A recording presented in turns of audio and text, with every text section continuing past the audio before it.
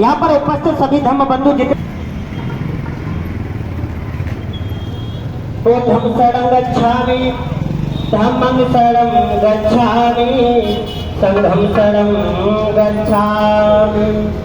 द्वितीयं बुद्धं शरणं गच्छामि, द्वितीयं धम्मं शरणं गच्छामि, द्वितीयं। अब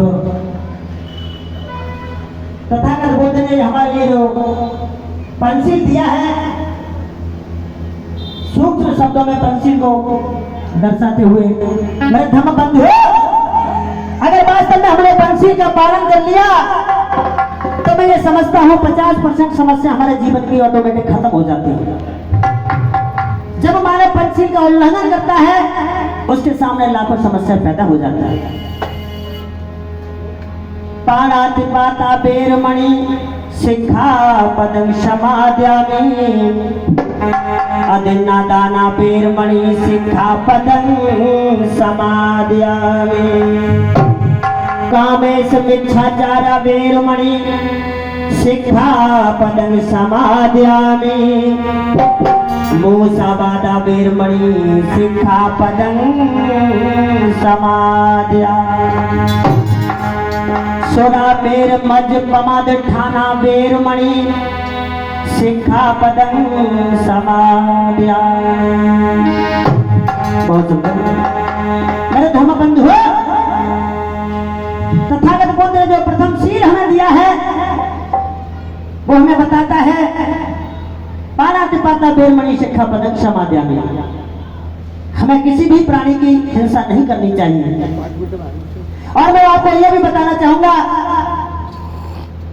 कि हिंसा केवल तलवार चाकू गोली से नहीं होती। एक तो हिंसा तलवार चाकू गोली और लाठी से होती है, और दूसरी हिंसा हमारी से बोली से होती है। अगर हमने अपने से बड़े के लिए कोई ऐसा शब्द बोल दिया जो कि उनके मान और सम्मान को ठेस पहुंचाने वाला है, समझ लीजिए हमने एक हिंसा कर दिया, एक हत्या कर दिया। हमें यह भी ध्यान रखना चाहिए कभी भी कोई ऐसा शब्द न बोले जिससे कि तथागत बुद्ध के प्रथम शील का उल्लंघन हो।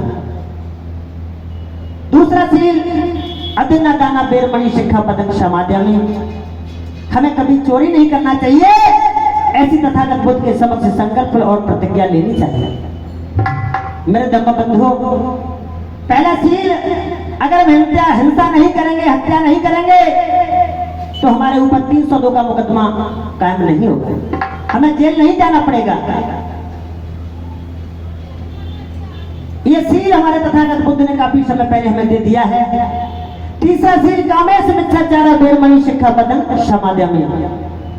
हमें व्यभिचार नहीं करना चाहिए।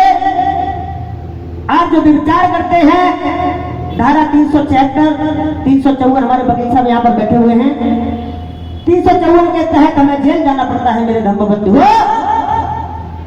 इसलिए अगर तीसरे शील का अगर पालन करेंगे तो हमारे ऊपर धारा 354 और 376 लागू नहीं होगी।